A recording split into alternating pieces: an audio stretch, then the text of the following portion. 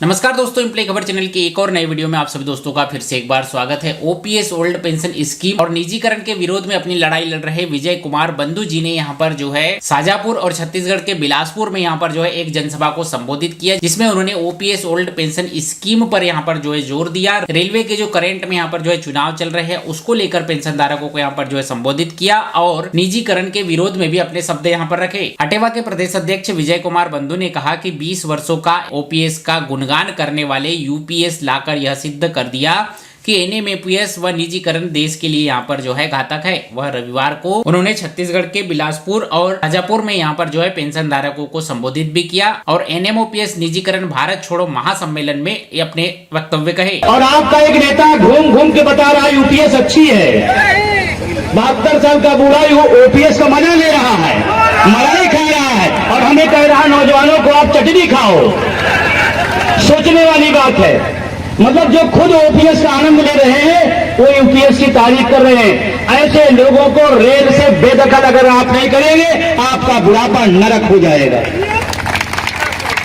ये बात जब मैं बोलता हूं तो बहुत बड़ी दुश्मनी लेता हूं, बहुत बड़ी दुश्मनी, क्योंकि बहुत ताकतवर लोग हैं, सत्ता के नजदीक लोग हैं, संसाधनों से मालामाल हैं, लेकिन हम मजदूरों की बात छत्तीसगढ़ में इस बिलासपुर में करने आए हैं और हम मजदूरों के साथ पहले भी और आज भी खड़े हैं। साथ ही उन्होंने इस रैली में रेलवे के चुनाव पर यहाँ पर फोकस किया और इस बात का जोर यहाँ पर दिया कि रेलवे के कर्मचारी यदि यहाँ पर चाहे, रेलवे का संगठन यदि यहाँ पर चाहे तो 1 घंटे के अंदर यहाँ पर जो है पुरानी पेंशन बहाल हो सकती है। रेलवे की बदतर हालत में करने में सरकार जितना योगदान है उससे ज्यादा ये दोनों मान्यता प्राप्त संगठन जिम्मेदार है। मैं दावे के साथ कह रहा हूँ, आपके तमाम भत्ते कटे या नहीं कटे, अगर रेल की मान्यता प्राप्त मजबूत है तो हमारे भत्ते कटते। 17 महीना का जो भत्ता, जो डीए हमारा, और उस दौर में जब पूरी दुनिया सन्नाटे में घरों में थी तो हमारा लोको पायलट ट्रैकमैन लाइन पे चल रहा था। उस दौर में तो मुझे लगा कि यार हमने तो अपने जीवन का, रेल कर्मचारी हो चाहे सरकारी कर्मचारी हो, अपने जीवन का सर्वश्रेष्ठ काल दिया था कोरोना में। जिन घरों के माँ बाप बने उनके बेटे छोड़ने को तैयार नहीं थे, नर्स और डॉक्टर उन्होंने उनका इलाज, उनको दवा देने का काम किया। ये सरकारी कर्मचारी ने करके दिखाया। हमें तो गर्व होना चाहिए था कि इस देश को, समाज को बचाने का काम रेल कर्मचारियों ने, देश के कर्मचारियों ने किया। उस समय प्रधानमंत्री को तो हमारा भत्ता दोनों देना चाहिए था, डीए दोनों करना चाहिए था, प्लस पुरानी पेंशन की सौगात देना चाहिए था। ये हमने करके दिखाया है। अगर मैं गलत बोलूं बताइए आप। डीए 17 महीने का पड़ा हुआ है, आप दोनों मान्यता प्राप्त है और बात हो तो आप दिला के दिखा दो, हम आपके साथ खड़े हो जाएंगे।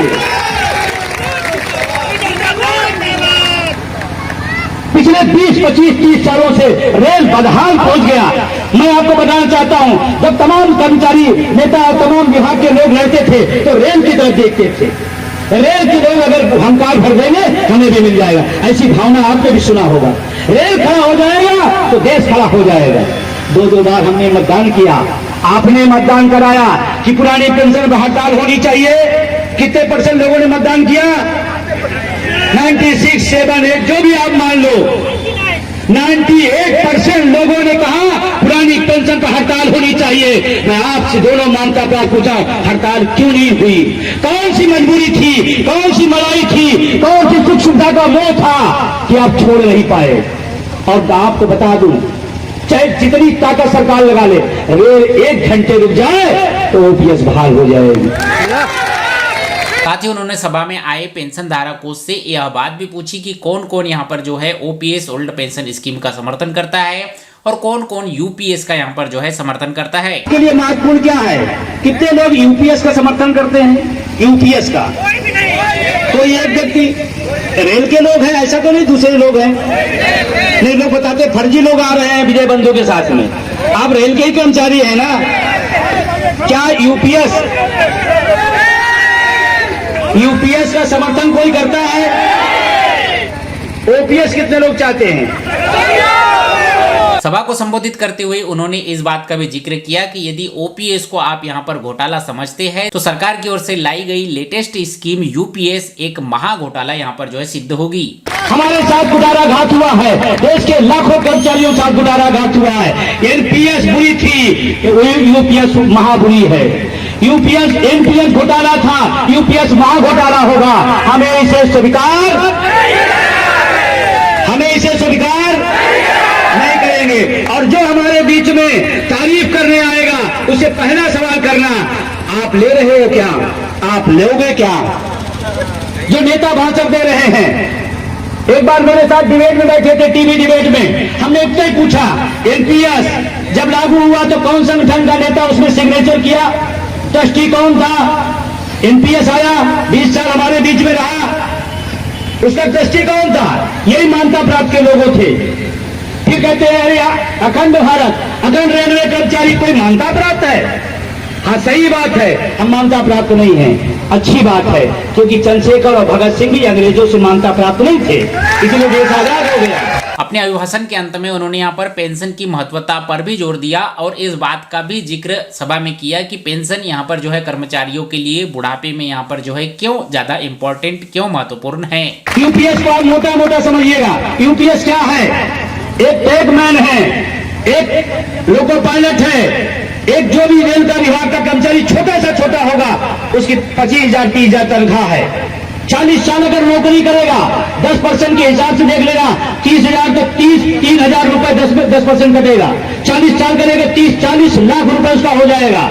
यूपीएस में क्या कहा गया कि 10% हम रख लेंगे, उसके बदले क्या देंगे? आपके लास्ट वेतन का 6 महीने का वेतन दे देंगे। 1 लाख आपका वेतन होता तो आपका 6 लाख हुआ, और आपका टोटल 10% जिंदगी कितना हुआ? 30 लाख। 30 लाख रख करके 6 लाख पकड़ा दे रहे हैं और करे ताली बजाओ, मास्टर स्ट्रोक मारा है हमने, ये मास्टर स्ट्रोक है। दूसरी बात आपसे कहना चाहता हूं, पेंशन को यूं ही न समझिएगा, पेंशन बहुत बड़ी चीज है। हम जैसे किसान गरीब घर के बेटे के लिए बहुत बड़ी। जब बुढ़ापा में बेटा बेटी साथ नहीं देगा तो पेंशन साथ देगी। और उस जमाने में जब आपका हाथ काम नहीं करेगा, आंख काम नहीं करेगी, आपका घर परिवार काम नहीं करेगा, उसी पेंशन की बदौलत आप आगे की जिंदगी बेहतर जिएंगे। ये है ओपीएस। तो इस तरह से एनपीएस और निजीकरण के विरोध में जो मुहिम एनएमओपीएस अटेवा की ओर से यहाँ पर चलाई जा रही है, उसमें विजय कुमार बंधु जी ने छत्तीसगढ़ के बिलासपुर शाजापुर में सभाएं की और यहाँ पर कर्मचारियों को संबोधित किया है। तो यही latest update OPS, NPS, UPS के धारक कर्मचारियों के लिए निकल कर आ रहा था, जिसके बारे में आज के इस वीडियो में मैंने आपको अपडेट दिया।